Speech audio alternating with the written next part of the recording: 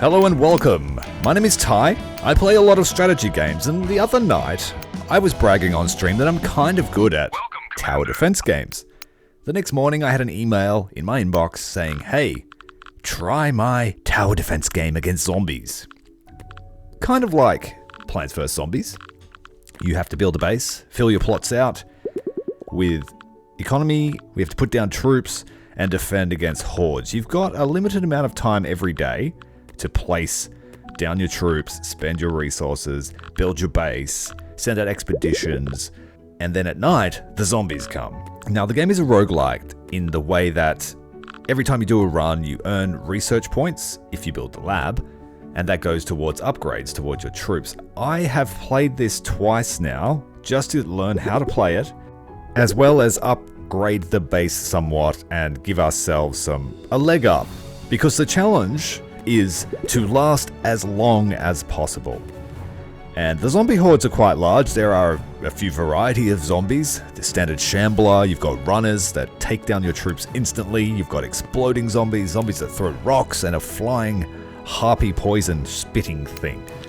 The premise for the base building is that you have a deck of cards that offers you certain buildings, and you have to place them next to another building. They have levels, and if you put 3 of the same level building next to one another in a pattern, then they will merge together and create a stronger version. And you can go up to level 5. Each building offers your base some kind of resource, whether that be research, ammunition, construction supplies, soldiers, or population. And then food is created by the farm. Once time's up, the day ends and the zombies come. As you can see, there weren't many. And currently my base has guns on the wall. Those are upgrades from the point system. And those guns on the walls will be able to hold until about day 20 without any input from our soldiers. So the goal here is to try and maximize our base and our economy before day 20. We have access to a rocket launcher tower, a machine gun tower, walls, and mines. Mines are pretty good, if I do say so myself. And so here we're going to concentrate on a real layered defense. In the early stages, I found it's best to min-max your soldiers. And if you place soldiers down of the same type, if there are 3 nearby, they all merge together and make a stronger one. And I'm not sure if it's cheating or not, but I've noticed that if you put 5 in a row, you get 2. Where normally you would need 6 soldiers to make 2.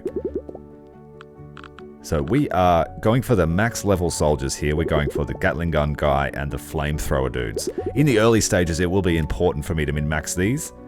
All of the upgrades I've chosen mainly focus on the strength of our infantry and our defenses. I didn't really worry about economy bonuses because I found that food is actually useless. Despite having a farm that produces food every few days and needing that food to feed your troops, I found that if you don't have any food, you only get a 20% damage reduction to your infantry, which I guess isn't that much. So screw food. We can eat the corpses of the zombies. You'll notice I can also call in air support if I really need it. Despite only playing for a short amount of time, I've figured out that you basically just need to build ammunition stores and factories in the early stages. Ammunition stores pretty much through the whole playthrough. The houses and the labs aren't really necessary. You get a few level 5 houses and a few level 5 barracks, and you'll have enough output. They only serve to distract you and take up space within your base. So we are just going to focus on factories, and even factories will become obsolete. And if I do this right and hold on long enough, I should be able to build a base with enough research output to completely unlock absolutely everything straight after we've finished the first level. The goal of this level is to only actually last until day 20. The wall guns are still handling the zombie horde completely fine. Some of our flamethrower troopers are getting a test of their weapons, but not much damage being put out by the soldiers themselves. We have a new zombie type, the flyer. They throw poison. Still not a concern. Just need to focus on the base. This horde has runners in it. They tackle your infantry and kill them instantly. Doesn't matter what level they are. The numbers are starting to really fill out. And we are just making flamethrower troops and Gatling soldiers every day. Don't quite have enough ammunition to create anything meaningful yet. 155 is not much. And the cards aren't being super helpful. We don't want the barracks and it just keeps throwing them at me. Well, that tidied up the board a little bit. More factories, level 2, good.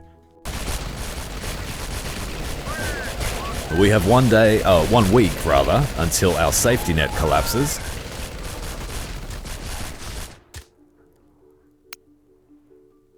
We get to choose an NPC to lead an expedition. They also offer the base some upgrades or bonuses. We will take expedition speed. Expeditions, you spend some resources to gain heaps of them back. But in my experience, they don't survive more than one expedition. We don't have enough ammunition to send them out, so we will have to send some of today's ammunition out rather than putting it into defense. It will be time to build a few more houses as we are reaching population cap, but we won't need too many of those. Yet. We'll fill the board with infantry at one point. The goal by day 20 is to have one solid line of infantry. Hopefully a wall, and ideally some mines as well. I did experiment with using the towers, but I found them to be very fragile. I will probably have to use them for that damage output at some point, but I prefer the infantry. The flamethrower guys are hitting the zombies just as they cross the gun line, so I might move the line of infantry forward 1 square. And then I could probably have a line of towers behind them. We've managed to merge all of our factories into one gigantic complex. But it only takes up 1 square now. Same with the ammunition. You'll notice that some zombies drop crates and they give you a little booster that you can use on your infantry to increase their attack speed, attack damage, or defense for a short time. With zombies now the majority and they took over pilot. Moving that line forward, as I said I would. What I really have to do is make sure that my damage output is scaling with the zombies, and my economy is there to support that. Once we start taking losses, it's going to be hard for me to replace them if I don't have enough income. Pretty easy. But one bad wave can be enough to seal your fate, as you might have enough to replenish your actual line and then expand on it. So one of the most important upgrades you can buy is the ability to redraw your deck, which I have 3 every turn or every day. Just spending some of today's ammunition on a stockpile of walls and mines. Don't know if we need them yet, but they'll be ready. Our explorer came back with a surplus of ammunition, food, and some research, I think. We can use the food to trade. We might send him out again. The trader only comes every few days. Going to expand the barracks a little bit, just to keep pace with our recruitment. And a few more houses to support that population. These rocket towers, I'm not sure how effective they will be, but they cost a lot of population.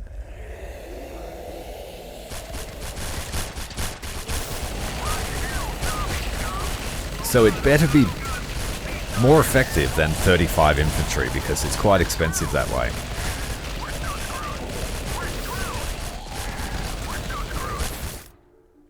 Didn't seem so great, but I'll buy another just in case.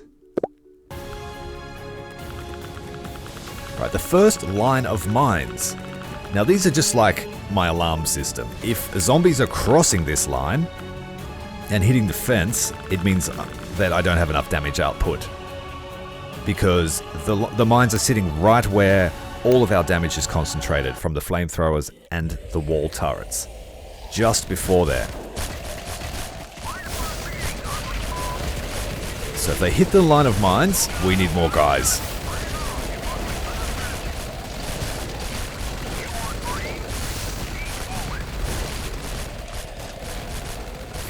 So far, so good. I am going to creep them forward a little bit. The barracks is tidied up. I'll trade some food. The next few days will need us to expand our housing. We have reached population cap. But as I said before, I don't think food is necessary. It's just window dressing.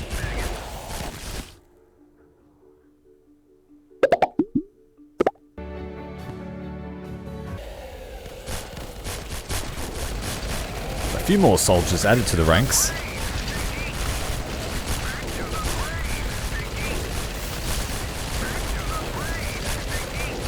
The missile turrets don't appear to do much at all.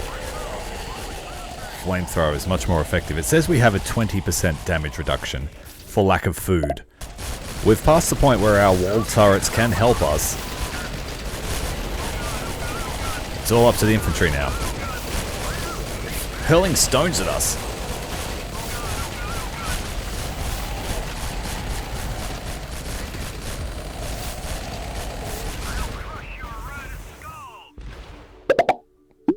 $400 ammunition per day. Still not enough.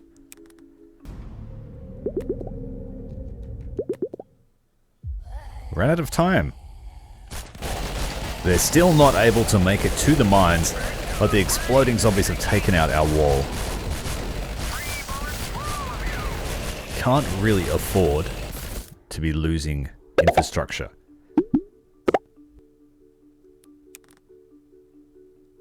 More factories are required.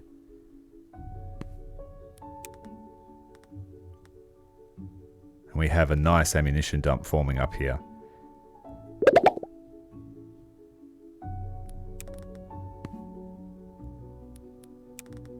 More housing.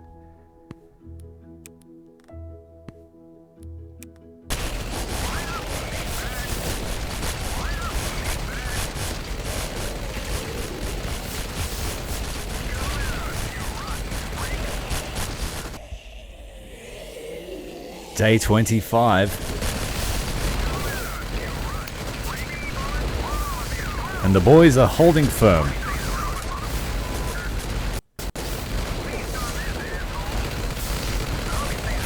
Can't say the same for defense. They're blowing up our rocket turrets with rocks. That's an expensive loss. It's half of our daily income.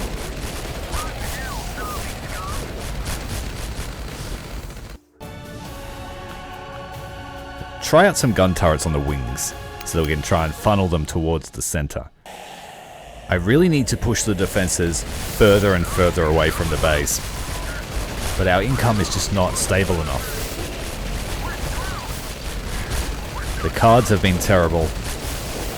The game just wants me to have barracks all the time.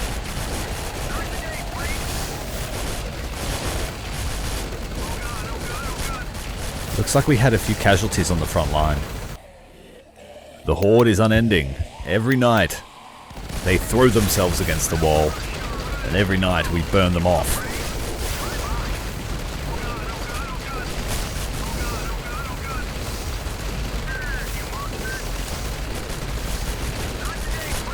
We have a surplus of construction materials for today. We have a good start on the lab complex that I hope will unlock most of the tech tree. Try moving the rockets to the front line this time and see if they do more.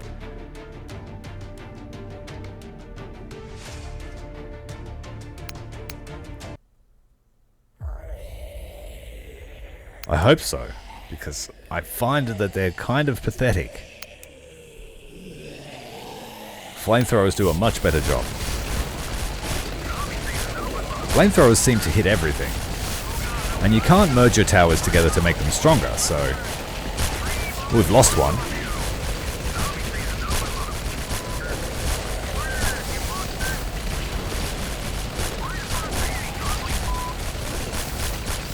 explosive ones do a real good job against the walls. We don't need no trade. Harvest the apples. And we have a new captain that's increasing our damage output of our soldiers by 20% when she's at home. 30 days in this barren hellhole. Plenty of water, apparently.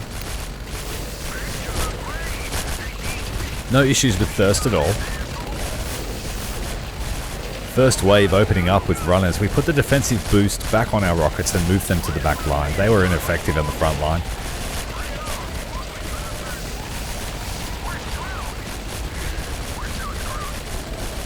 And we will continue work on this second line that we've started to build. We're starting to earn a decent ammunition income every day, so we have invested in more rocket turrets. I don't know how they'll go. And the second line of infantry has been expanded.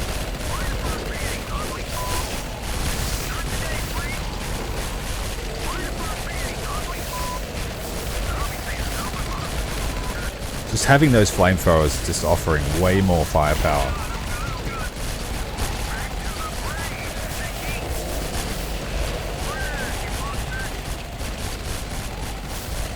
The fence is largely intact this time. Good job. Now what? More men.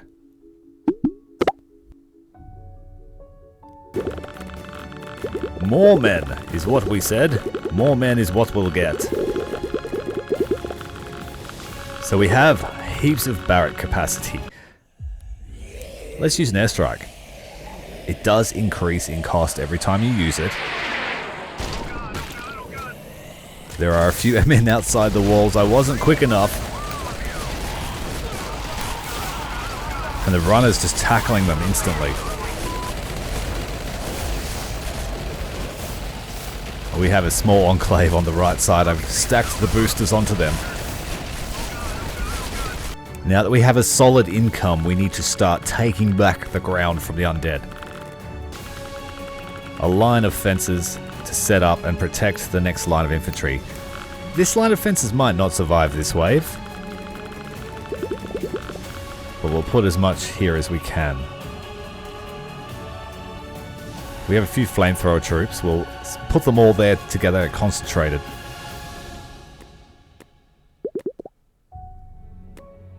And we'll try and optimize some of these infantry because some of them suck.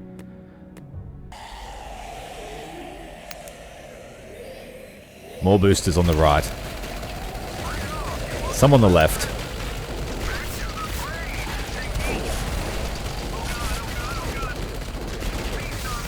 We lost a rocket turret to a random rock.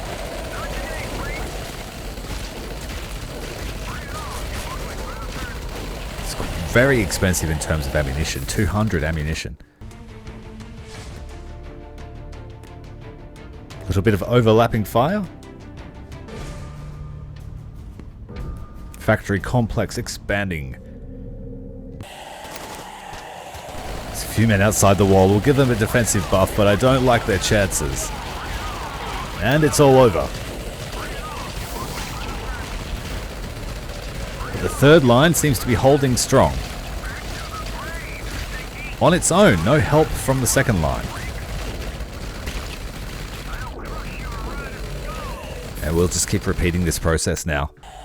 Having a line of mines and then a fence, I'm trying to have a buffer zone between us and the exploding zombies. We do not want them taking out any of our expensive flamethrower infantry.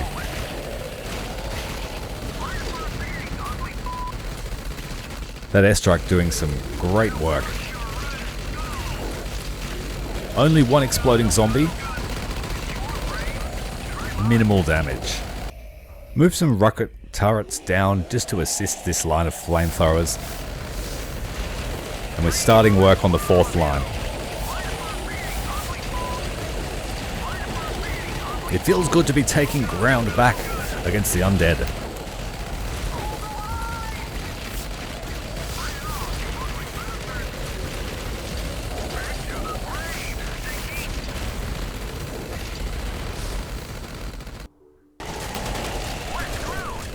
Fourth line is set up, but they have no protection except their weapons.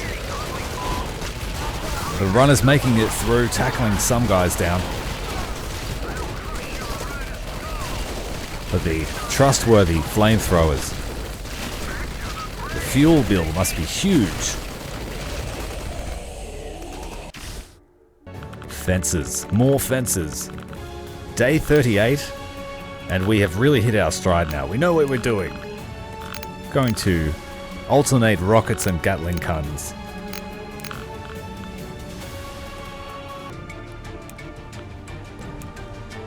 The new turrets have put a real pressure on our population.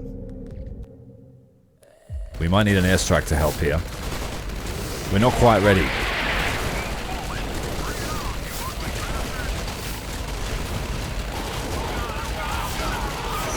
Everyone outside the fence became a zombie breakfast.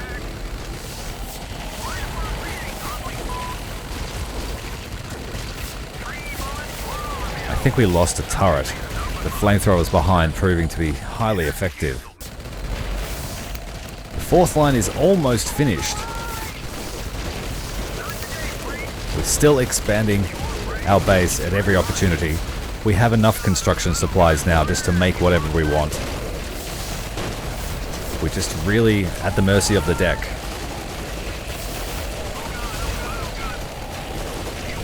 Ooh, we lost a few turrets. It's going to be expensive to replace. We need to get that next line in ASAP. Sell the food. Oh, I don't really need construction supplies. I could sell the construction supplies for ammunition.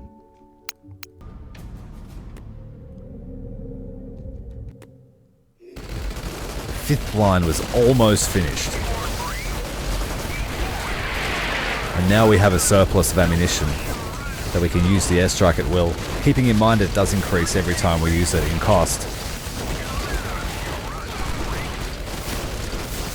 Oh, the exploding one made it right up to their faces. It's taken out a whole wave of our line. A few letters home to mum.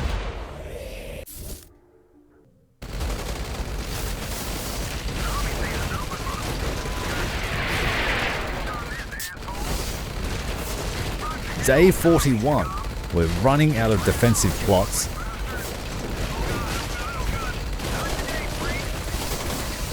Good thing there's no friendly fire with these flamethrowers.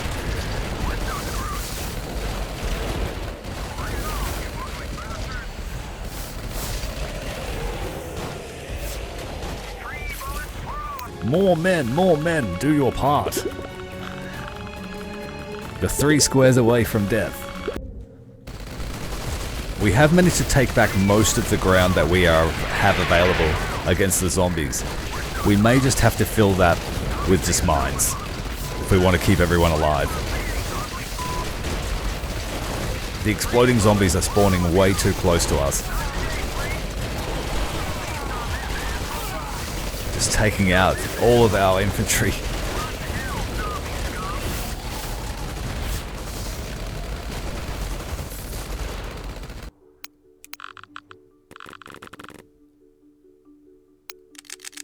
We just have to keep buying stuff.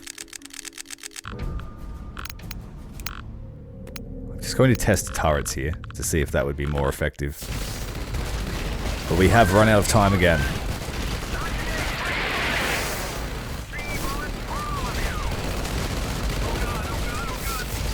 I guess there will be some people that won't like the timer, but at some point the base becomes irrelevant, so does the timer.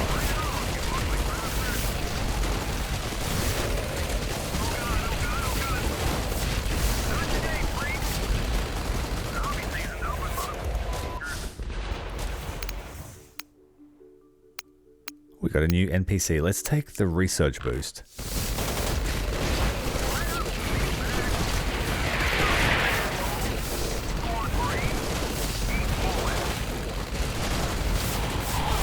The guys that get stationed on the very front line are not feeling good about their station.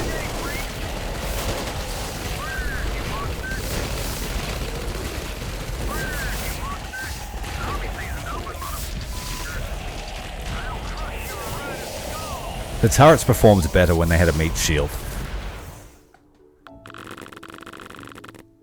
Right, so 5 lines of mines. We still have plenty of room to work with, so I'm going to spend the next few days concentrating on the base and just optimizing it, filling out all the spots.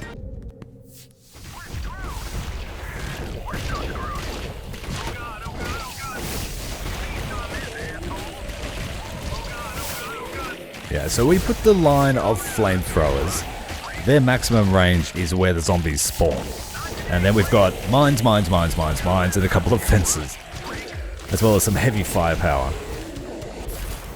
And at day 46, things are looking okay. We've run out of defensive plots, so now we're going back and filling in all the space that we've won. And so this setup looks like it might hold out for maybe a week or 2 weeks. But this might give us a real chance to stockpile some ammunition. The stone throwers are focusing our back line and killing all the chaff out the back. As long as I keep my flamethrowers where they need to do the damage, it should be good. Just keep all the chaff out the back. I don't really need to expand this anymore, but we will. Still prioritizing ammunition.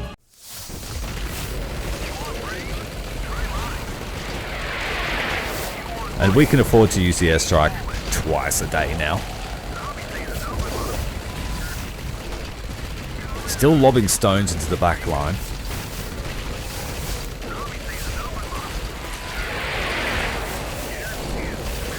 I was hoping to get them and kill them before they could lob their stones, but they are just out of range for that.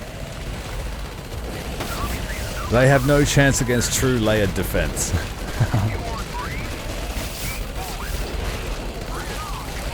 The cost of the airstrike is pushed up to 360 ammunition. The doom clock is ticking. I've spent too long in the base. And the zombies are here. We got in a sneaky level up.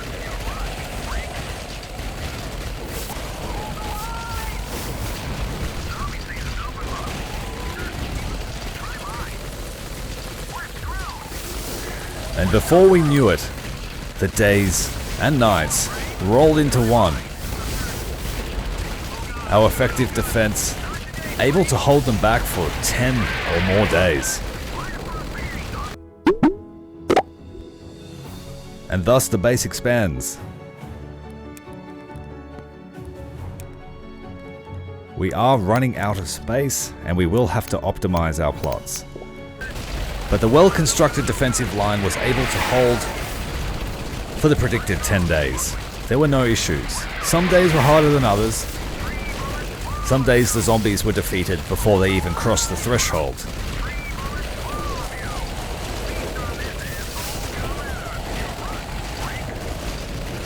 But something was soon to change.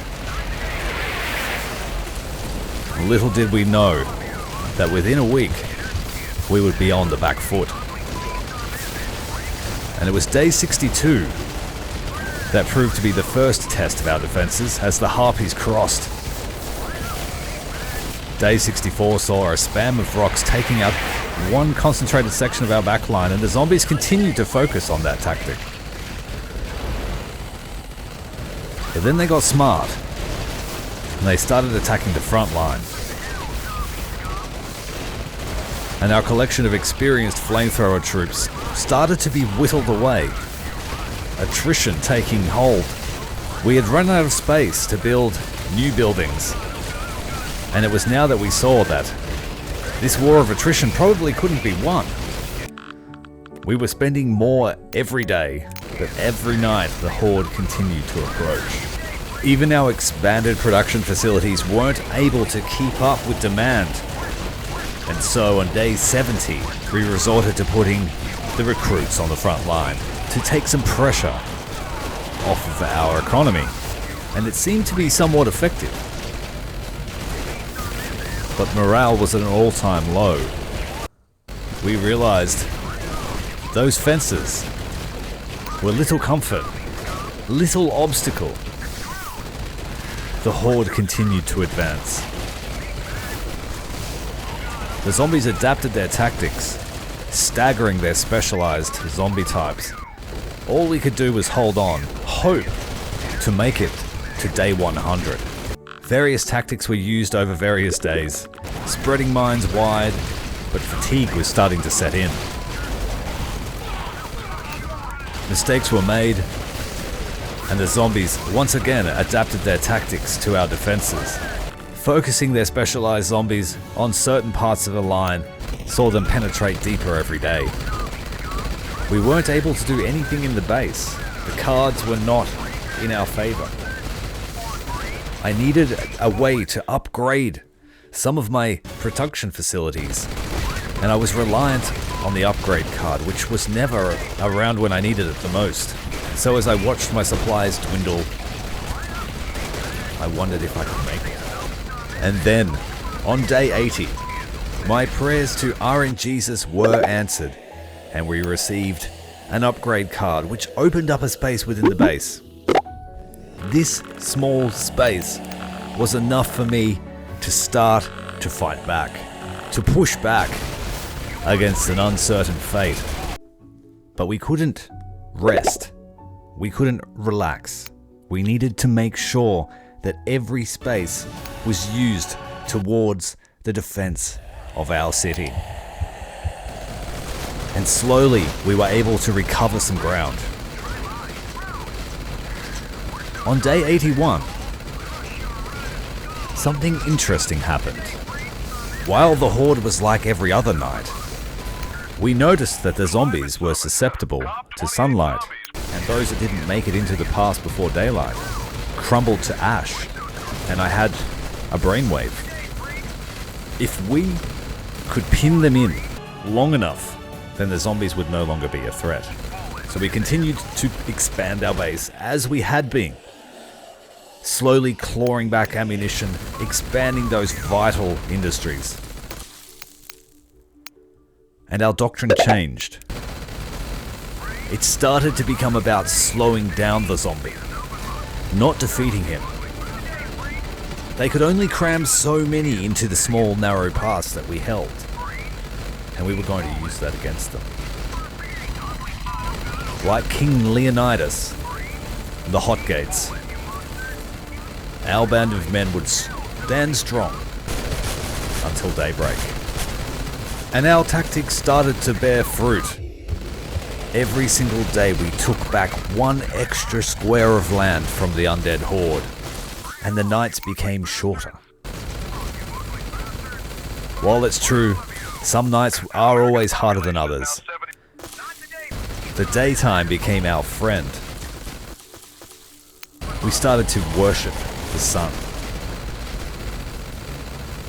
We felt hope every time we saw its glistening rays on the horizon, because we knew the zombies would be pushed back once more.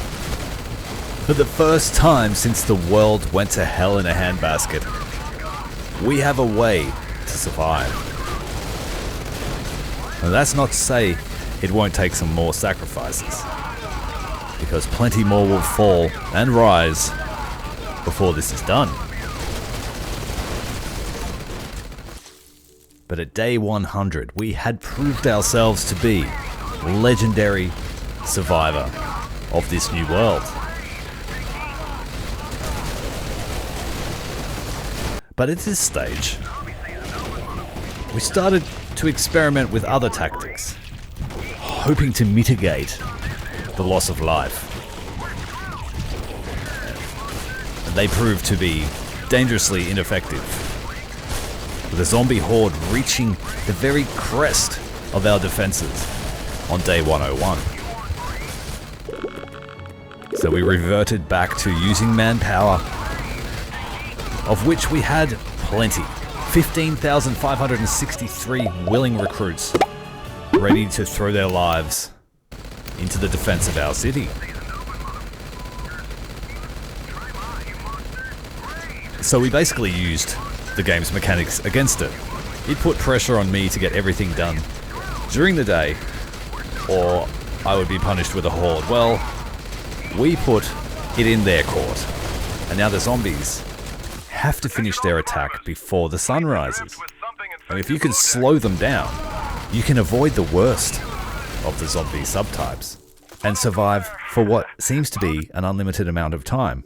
Now, I gave up at day 110 because it already took me 6 hours to do this. But, for all intents and purposes, I think I could survive forever. So, to the devs, thank you for the challenge. My answer to your question is how long could I survive? I think I could survive forever, but I gave up at day 110 because it was getting easier and easier as I survived. I made it to number 5 on the rankings. I think that's a pretty good effort. If you enjoyed the video, hit subscribe, hit like, and we'll see you in the next one.